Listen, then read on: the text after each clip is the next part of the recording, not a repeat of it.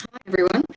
Um, Thank you all for joining today. It's actually great to see so many of you on the call today, so thank you so much. I would like to just kind of give a brief introduction, just as I suppose everybody knows that ransomware has grown significantly, especially, I suppose, since the beginning of the year. And obviously, COVID-19 has a massive effect on this. I suppose every week we, as SmartTech 247, we hear about ransomware attacks coming from all directions and all different industries.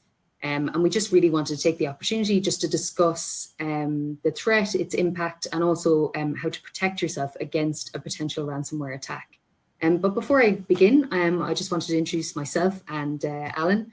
So my own name is Melanie. I predominantly work with enterprise clients all around the world, and I help them implement the best practice prevention, detection, and response solutions.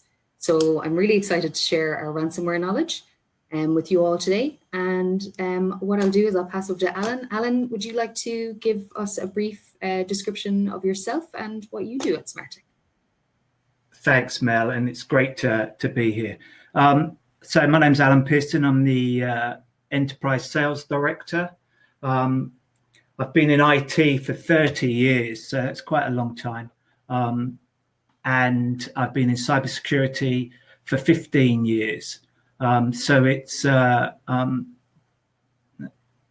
good conversation to have on ransomware. It's been around for a lot longer than we think, even before I came into IT. So it's a bit of a mistake for all of us to think that ransomware is a new thing. It's not. Yeah, so I think that kind of just takes us right into the first thing. We may as well kick off, Alan. So, like, I suppose to you, in your experience, like, what is ransomware? I suppose, and like, what do companies need to know about it? Well, ransomware has been around since 1989. The first one that we kind of know about is PC Cyborg, and it happened in the US, and they actually asked for $189,000. So that's the first bit that I'm aware of, and it's grown and it's morphed into different things. Whereas typically our understanding of ransomware is that it's a piece of malware that gets into your system, and then the gangs will ask for some money. But it's morphing now into that. There's kind of three different types. So you've got locker ransomware, which locks down your whole system, so encrypts your whole system. Then you get a lovely note that says, "Hey, you need to give us lots and lots of money, and we will let you back into your system." Then there's the scareware that partially locks down the system, and they ask for money to unlock that. And now we've seen a lot of it this year, and it has so many implications. We're seeing something called doxware, which doesn't just lock down your system and encrypt your system.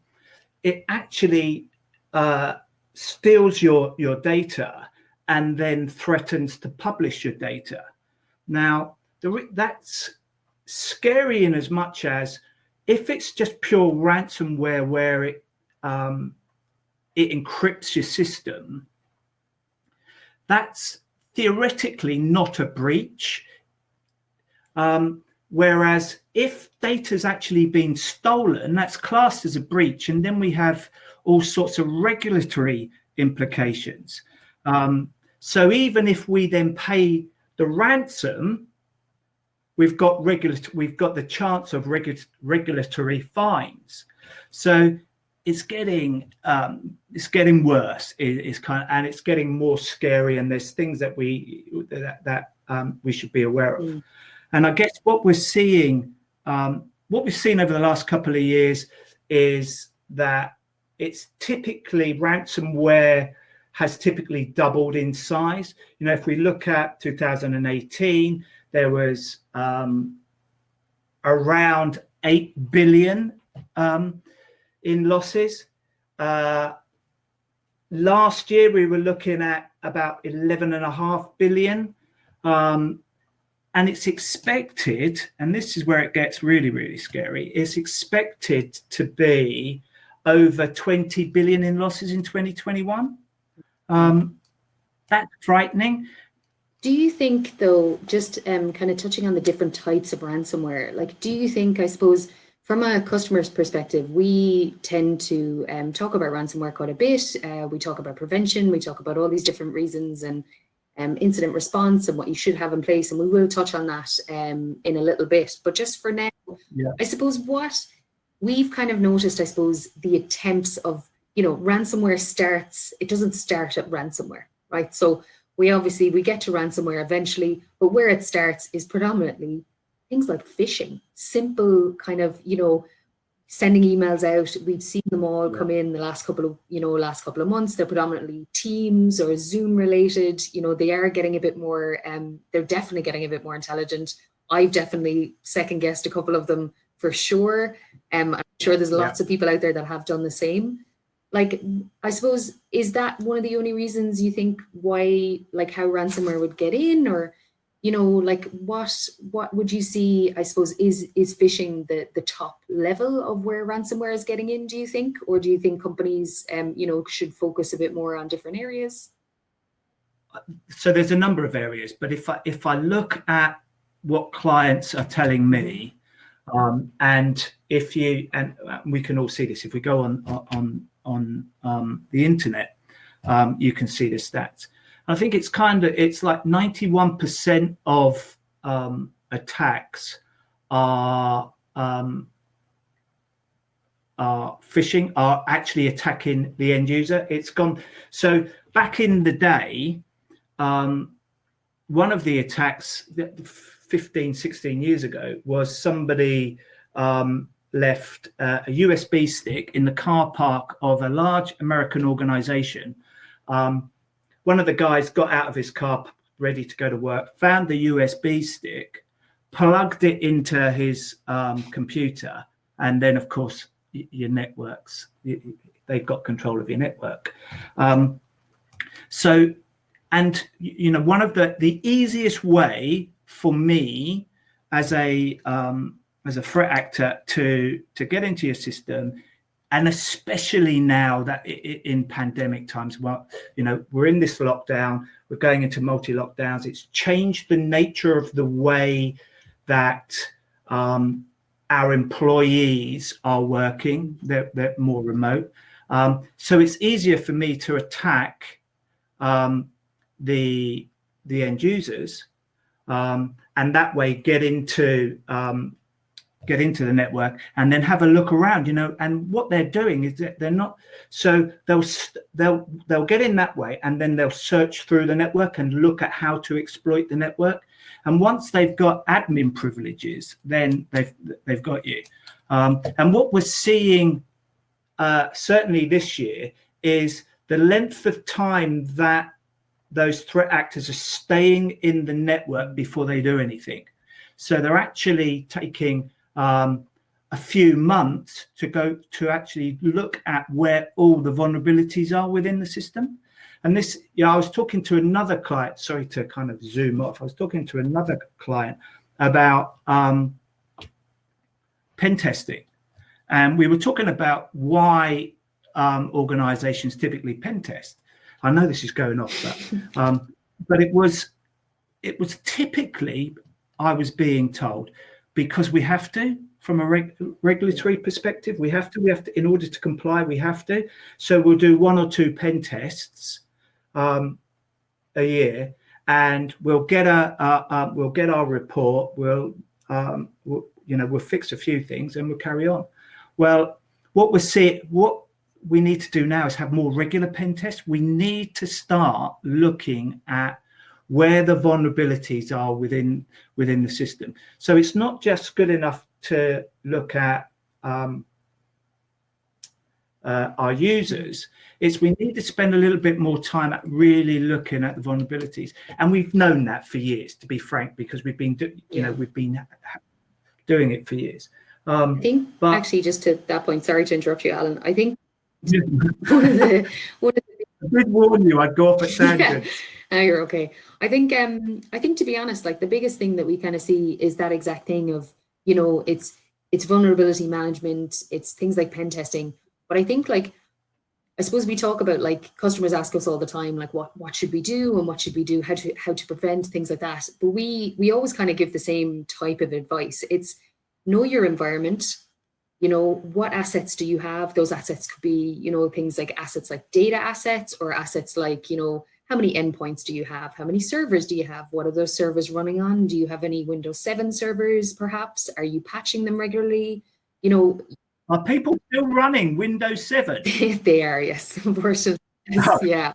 I think sometimes it does actually indicate, a lot of the times it's kind of, it's like one of those things that it's easier to kind of patch as we go type thing. So we do have an awful lot of kind of customers that do have Windows 7, and you know, there's some XPs floating around there. I know that.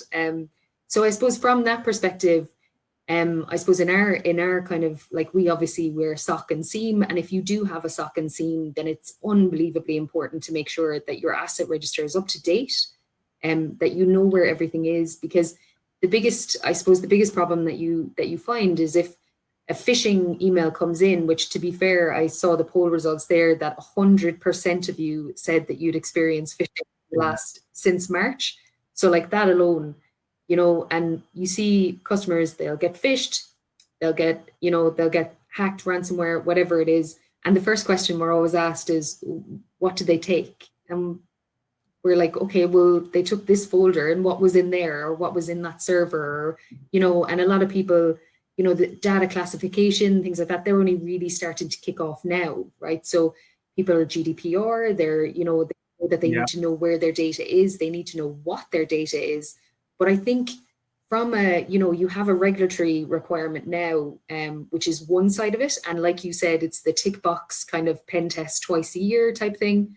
But now we have the other side of it of, okay, but what if you are hit with ransomware? What if somebody does actually take your data? Do you know what data they can take? Do you know where it is? And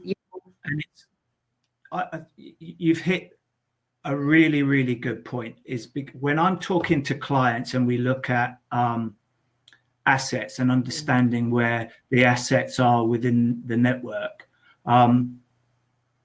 I've probably, and this is going to sound dreadful, I think that probably less than 30% understand what all the assets are within the system.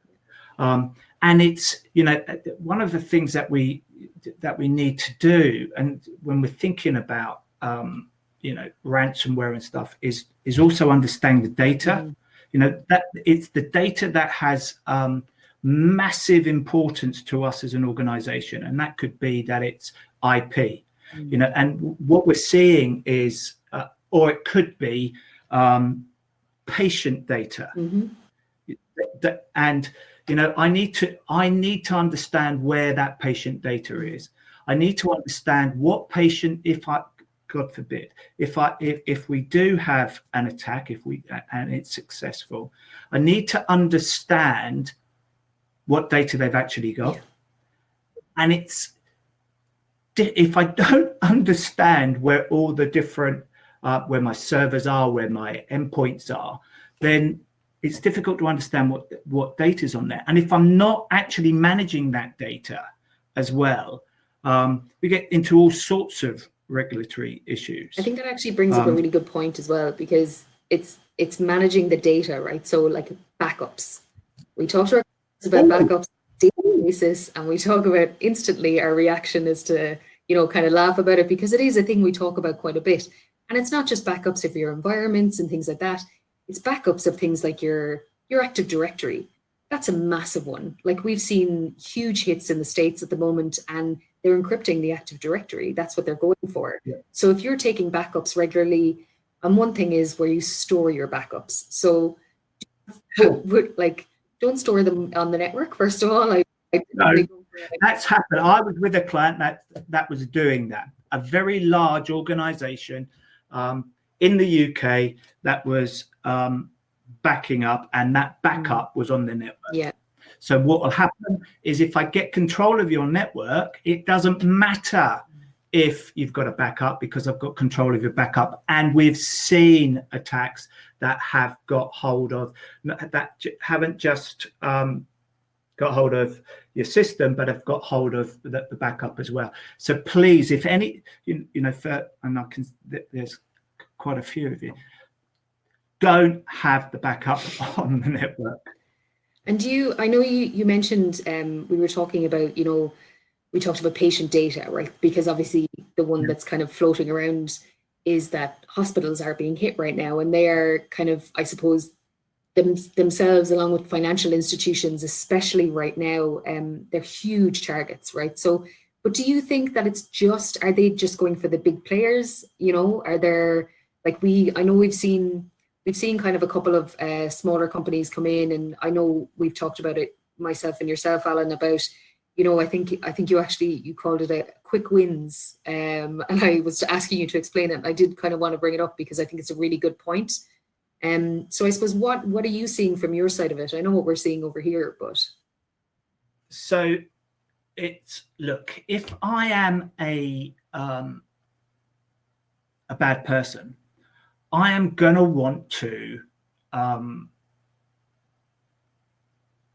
be successful as often as I possibly can in what I'm doing. So if I look at the process of ransomware, so stage one of whatever I'm going to do is I'm going to do what they call survey. So I'm going to have a look at loads of different organizations and look to see, and I'm going to attack some users, but I'm going to look to see where I can get quick wins, where I can get money quickly, because that's what I'm trying to do. I'm trying to extort money from you. And what we're seeing this year specifically is no longer are those organizations, those criminal gangs looking at the big wins, the big, 3 million, 4 million, 5 million. I'm looking at £50,000 quick wins, £50,000. I'm going to take down a medium-sized enterprise. I'm going to encrypt there because it's easier for me to do. So I'm going to take an easy route to doing it. If I go for the large banks, then what I'm looking at is my return on investment, because they're doing return on investment plans, is going to be longer, and there's more risk to me of not achieving what I need to achieve. Yeah. So why wouldn't I, when I know now that the medium-sized businesses have got remote employees, I'm going to take the easy route. Yeah. And I'm seeing more and more and more mid-sized, smaller size organizations be attacked. And the problem is that they don't have a plan. They don't know how to isolate what's happened. Actually, that brings me to a really good point. You're like, we kind of talk about like companies and how they get in and how they move around and things like that. What's like I suppose, in your opinion, what's the first steps, I suppose, that a company should take, like, if they are hit by ransomware? So, right. That's a great question. So you need to isolate what's happened. The first thing is you need to isolate, but equally, I need to have a plan. What am I actually going to do once it's happened? The incident response plan, yeah. So I need a plan, and that plan isn't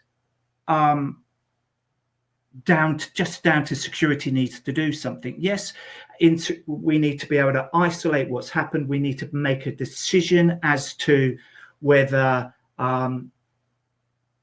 we flip the switch and we just shut everything down, which is probably not the best thing to do. It might be, but we need to be a little bit careful. Or whether I can just isolate the user and then because I can look at my logs, I can look at what's been happening on the network, I can see where it happened. But I need a plan. And this is the one, the one thing that I have many conversations about with CISOs is the plan. Firstly, where is the plan? Yeah, I was just about to say that actually. It's one thing kind of like we obviously I predominantly deal with kind of like solutions for customers. So one of those major things that we have is an incident response plan, and it's not just creating the plan, it's maintaining the plan. So where is it? Have you done a dry run? Have you tested it when people know about it? Have you tested it when people don't know about it? Have you tested it outside hours? Are the people on the plan still working in the organization? That's quite a common. Man, I saw a plan the other day that was 350 pages. Wow. Big. All right. Like, yeah, not the best idea for that one, I think. Yeah, so we need to kind of get it into perspective. Yeah.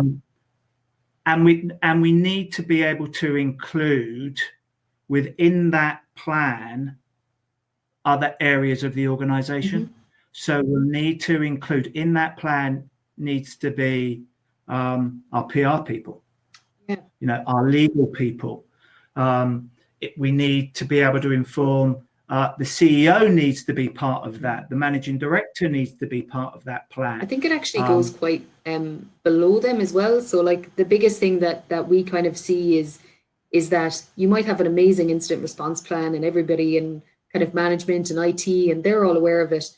But your staff who are, maybe you might like, a massive thing for us is training, right? We believe that staff should be trained. A lot of people, they don't know what phishing emails look like. They also don't know what to do if they find out that they had a phishing email and they may have put their credentials in. A lot of the time, unfortunately, you have the people that are like, kind of, no, I'm saying nothing. I didn't do that. But a lot of the time, that's because people don't know what you have in place as a company. So if I'm sitting in finance and I click on a phishing email and I pop in my L credentials and then I kind of go, oh, actually, maybe that was a bit weird. But where do you go from there? Do people know? Have you tried it? I know that, literally every one of you have said that your organization does have an incident response plan in place. But I suppose, when was the last time that you reviewed that plan? When was the last time, I suppose, that you called the numbers on the plan? Very recently, we went back to an incident response plan that we had. It was just the notification section of it. Obviously, as a team, we need to make sure that we can contact people. So we did a random kind of call test, went through the call tree. And unfortunately, we got all the way to the CTO before a phone was answered, because it was 3 o'clock in the morning and nobody answered it. And they were like, what's happening? But it's just testing. It's all testing and making sure that you have the right information. So not only making sure your assets are there, but making sure that your training is up to date, making sure your staff know what they're doing. Don't panic. First of all, don't panic. There's a lot of, I suppose you run into an awful lot of issues as well. And Alan, I know we spoke about this before. It's mainly around the different governance in different countries, right? So a lot of, we have global clients. We have a lot of companies that are in the States, and an awful lot of them in the US. It's a requirement for them to have cyber insurance, right? So this cyber insurance is meant to protect them from this, and they get an incident response plan as part of that. And then in that, they get their own team and things like that. But the thing I think that a lot of the time people don't kind of realize is how long it takes to get that up and running. So a lot of the time they tell you not to unplug, because they think that, first of all, you lose an awful lot of the investigation logs, things like that. Yeah, and that's key. It is. But as you said before, you've mentioned already, it's isolation. If you can't isolate it, you need to isolate that. So you need to basically find out where it is and isolate it immediately. And if you can't, obviously, you would have your own kind of, that's where your incident response plan kind of comes into play. So, you should be kind of ready for that kind of environment. And Alan, I know we spoke a little bit about different countries' regulations, and I believe there's we speak about something about fines in certain governments, or there was sorry, go on. Did I cut you off there? So I guess from a governance perspective and fines, if the issue for, let's look at the UK GDPR, if where the attacks are changing, as I spoke about earlier, in that it's not now just encrypting all your data and preventing you to get access. Now it's doing that, but also stealing your data. So there's all sorts of issues around that, and that is that once that now happens in Europe, once there's a breach, we have to know, you have to actually notify that you've had a breach. Then there's an investigation, and that investigation will look at all the different what you've done from a security perspective. And if you are found negligent, then you will be fined. Now, currently, the fine in Europe is up to 3% of your global profit. That's scary. That's a big number for some companies. Yeah, for sure.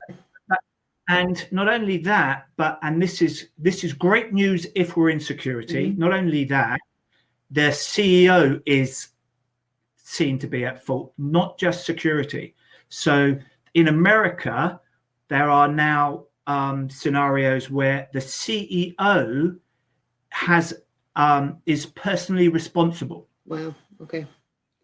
So that's good news, and it should be like that, because when I'm talking to CISOs and we start looking at budgets and what's like, and the bad news is that we're into a pandemic and it's changing the dynamics of how we work.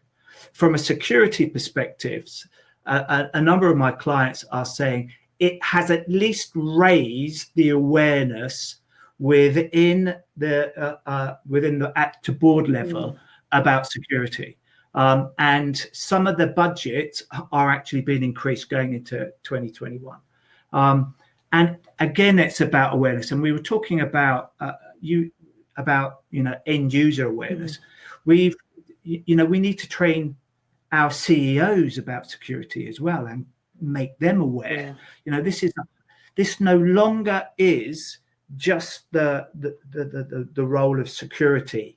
This is the role of the end user. You talked about phishing. What a great time to do some phishing simulations around Christmas, because I can guarantee that the criminal gangs will be sending out many more phishing emails in the next 6 weeks, because they know the users are expecting to see Christmassy type emails. Yeah, and I think actually, to your point, that's actually a really good point to kind of remember as well.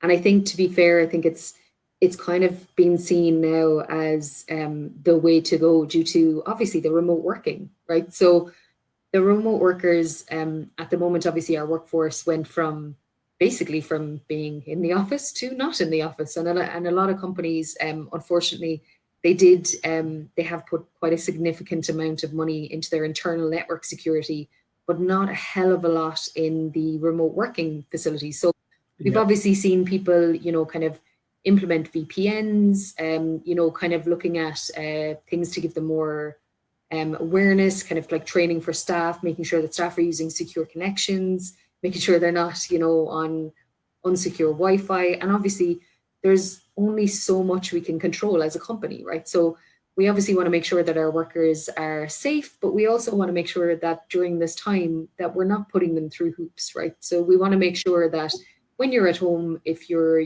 working from home, this is a huge learning experience for a lot of people that have spent their entire working lives in offices.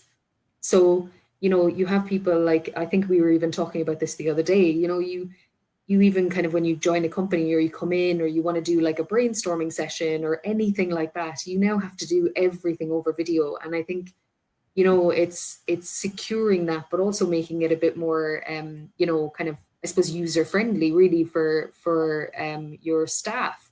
But I suppose we have seen, you know, kind of the remote workforce kind of move towards a more, unfortunately, a bit more of a target. Um, have you Yeah. seen a big kind of uproar in that in the UK, or?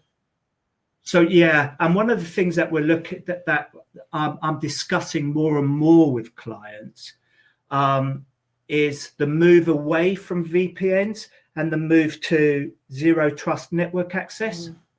So there's, and this is part of the kind of one of the things that the pandemic has done is sped up digital transformation and our move to the cloud. Yeah. And you know, and that creates all sorts of I was just complexities about in to say itself. cloud. Let's talk about cloud for a minute, because Let's talk about multi-cloud and multi-cloud. hybrid Yeah. cloud. It's like, well, and let's talk about who's responsible for security. Exactly. That's actually a great question. So I suppose I think an awful lot of our customers, and I think an awful lot of people out there, you know, they want to move to the cloud. They want to become, you know, they want to free up from some infrastructure. It is obviously cheaper, you know, than having it in house. People see it as predominantly safer.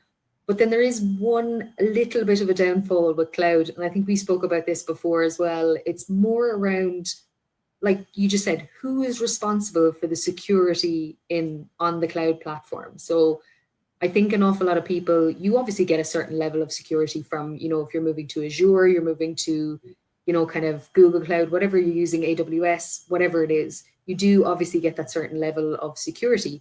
You know, you may even decide to use their DLP solution, things like that.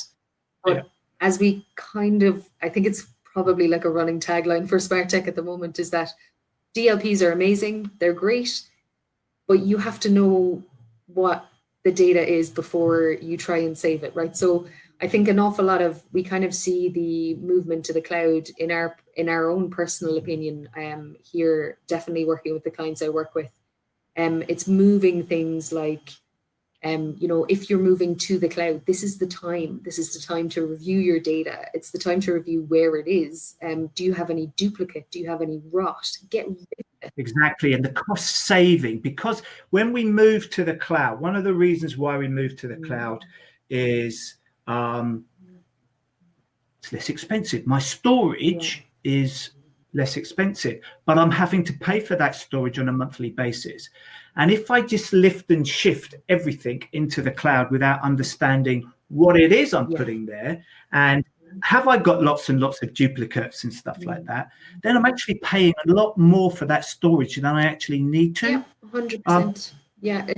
It actually happens a lot more than you think. I actually recently had a client that moved to Azure, and we did a quick kind of classification scan on their data to see what was there, and 50, what was it? Actually, that's a lie. I think it was 49%, because we were kind of laughing about it that it was 1%, were duplicates, because they were literally just. What a great time to be able to do that, but though. What a great time to do it. If you think about the amount of duplicates that are created, right? It could be something so simple as, oh, I need maybe one in with finance, or I need one version of it with HR, or moving things around. Or it could be just as simple as, maybe me and you are working on a document. Maybe we have one document, and then I take it and I copy it, and then I have my version of it, and then you copy it and your version of it. And then all of a sudden you have multiple versions of the same document, right?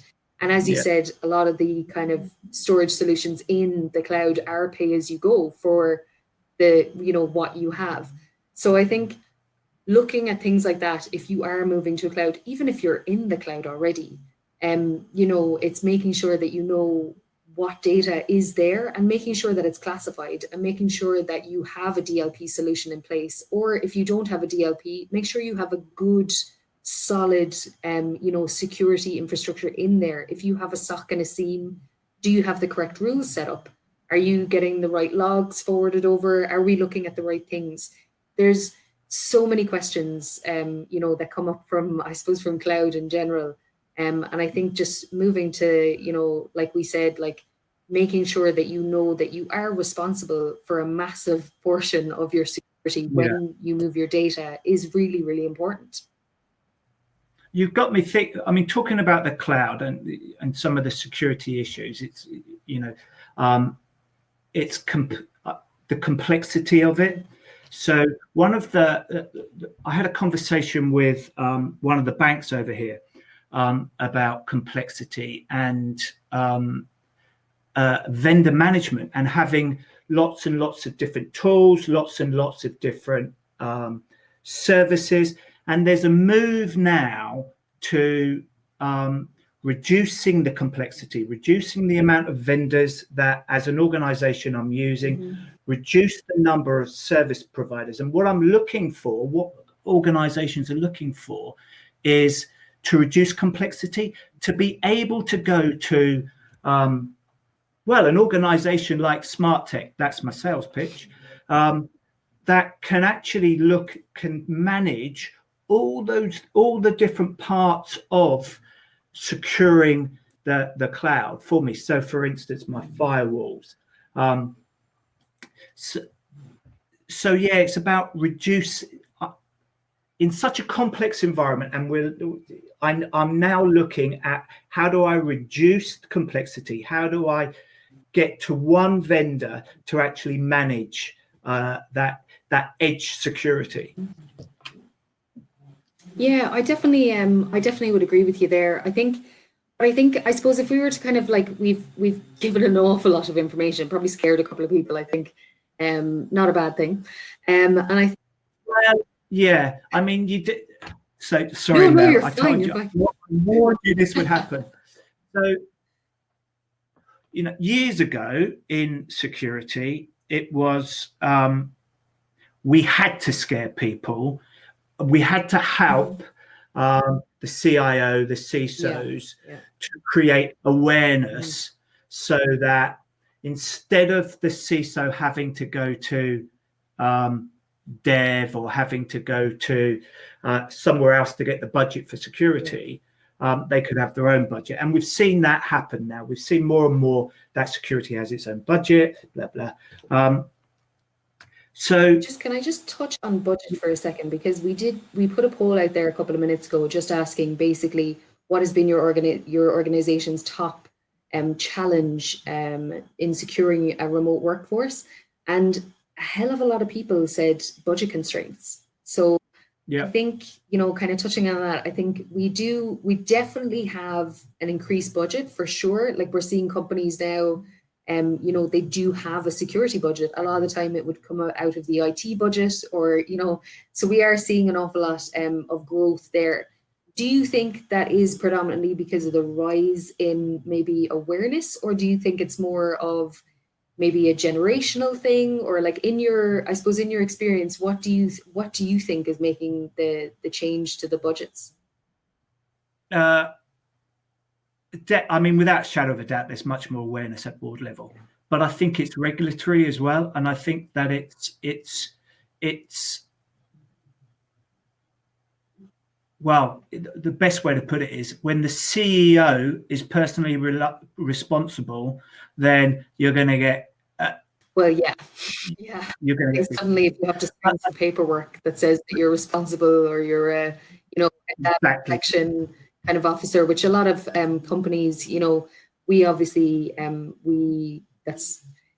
use one of your lines. There's one of my sales pitches is obviously we do virtual CISO and we do virtual DPO for companies. We offer as a data protection because you do actually legally need to have one now.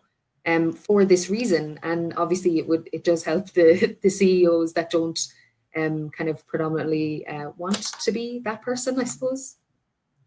I think talking about budgets, so what we really need to do from a security perspective around budgets, over 15 years, I have seen the emergence of lots and lots of different technologies around security. So SaaS, I actually brought in one of the first SaaS tools into Europe, and we used to tell, all the big banks bought it because one of the other banks had bought it. And instead of actually analyzing, there's what we need to do is we need to look at what is it that we are trying to protect. What is the value of what we're trying to protect?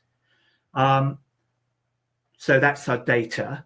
And what do we need to do to create the most reduction in risk? So reduce the amount of vulnerabilities within our network, reduce the amount of vulnerabilities within our applications. And that's another thing with cloud and the way that dev works. It's now container based, and we're producing more and more apps much more quickly, which is actually creating lots of vulnerabilities. But the speed of which things are changing and the move into the cloud, and this year the speed that we've seen the way that we work change, what we need to do is take a little bit of a breath and look at, okay, with the budget that I have, how can I maximize the reduction in risk so that I can go to the business and say, this is what we've done. This is the reduction in risk. This is what we've done. And that leads us to, right back to the beginning of this conversation is, let's do some basics. Let's do the basics well. Let's start off with creating a work group that's more security aware. So we'll do regular phishing exercises. We'll have regular training. We'll have emails going out to clients that users that make them aware. Let's patch. What I do. Let's keep our software up to date. Why don't we do that? Let's get our backups off the network, and let's do that. Let's be able to, when we do have an attack, let's be able to isolate well. So that we can let's have some much better transparency into what's happening in our networks. And one of the biggest issues is, and we're seeing it more now, and it's dreadful really, is there's a skill shortage within security, within cybersecurity. That's increasing. I honestly, genuinely thought that I would have conversations with clients that looked at, hey, we're starting to be able to get the skills that we need. That's not right. No, it's unfortunately. So, okay, if that's true, if I can't pull the resources in, then I need to somehow go out to and this is again, I didn't mean this to happen, but this is again, go out to organizations like Smart Tech, and utilize our skill set in order to help you get to where you need to get that reduction in that risk that we're looking at, in that risk of having a breach, so that we then don't have to get the CEO involved, that then is personally liable. But let's also protect, I noticed that there's some hospitals on the call. And, given what we've seen this year, given the fact that whenever, ransomware has changed specifically from just looking at financially rich organizations to organizations that can't afford to have their systems down. You can't, and the reason why they're hitting the hospitals is hospitals can't afford not to be able to get into their systems. So it's about, how do I, as a hospital or as an organization that is manufacturing companies, can't afford to have their systems down. How do it's, and I can't get the skills to help me. It's like, that's it. It's kind of like it's just a never-ending kind of circle, isn't it? It just keeps round and round and round. I think what we'll do is we're just pushing on 45 minutes. Alan, I'd say we could chat away all day. I did just see one question come in there, and please, if you have any more questions, pop them in the chat. Saw a question there of what are the biggest mistakes that you've seen companies make when they're hit with ransomware? Panic. sure, it's panic. Everyone panics and they just plug everything out, and then they stand there and go, okay, what do I do now? So It's the security problem. yeah, It's just, it's the CISO. It's the CISO. I think one of the biggest things, and I think if we could, I suppose, give any message across today is, what is your plan? What is it? Where is it? Practice it. Make sure. And if you need advice, you have questions, like if it's not smart tech, it's, it's there. There is information out there. We are, of course, 100% happy to help. I do believe we're giving a ransomware, oh, kind of, sorry, I'm just, Playbook. yeah, thank you. So we are, so we're obviously going to send everybody, I suppose, our kind of white paper on it. So we'll get that out to everybody. And if there's questions coming back from it, like, please don't hesitate to contact either myself or Alan. If you don't have our details, you can find us via LinkedIn, and there's no problem whatsoever, and we can help you with that. I suppose kind of just to end it, that is the biggest message for us. And I think I kind of speak for Alan as well. It is the one thing that we kind of see, unfortunately, we see when there is a ransomware attack. People panic, they don't know their plan. And if they do know their plan, unfortunately, they still panic. So just be calm. If something happens, think logically and just contact the correct people. And if you don't know who to contact, then just make sure you have an extremely good plan in place so that you can pick it up and just literally go to it and say, okay, step 1, what am I doing? Step 2, and just move forward that way. Mel, sorry to interrupt. I know you're pulling it to an end, but reference the plan. Don't make it too content rich as well. That 350-page manual is no good to anybody. So yeah. I think we do actually have a lot of companies, to be fair, that have the 300-page version for their compliance, for their insurance companies. And then what we actually tell them to do is to create a one-pager. So create a one-pager that's for kind of, I suppose, distribution. A lot of the time, companies, you don't necessarily want, Mary in finance who pays the kind of subscription bills to know about, the definition of like their infrastructure management. So that's not like, she's not going to read that. She just needs a one-pager. If something happens, who do I call? That's it. And I think that's really important. So I suppose, Alan, for me, it's definitely, I think we've talked about an awful lot of information. I do hope that we've given some information to you guys out there listening, and please don't hesitate to contact us if there's anything else. Alan, you are a pleasure, and I'm sure. Mel, I love you. Thank you. We should do more of this. We should do more of this. If there's any, subjects that people want to hear me and you chat about, and what we've seen our clients, what are the issues out there in the field, what's happening, let us know. And Mel, you and I can have another conversation. We'll start a series. We may as well. All right, guys, I think we'll leave it there. Thank you so much, Alan, and thank you so much, everybody, for joining us here on our security conversation. So we will chat to you soon, and have a great rest of day.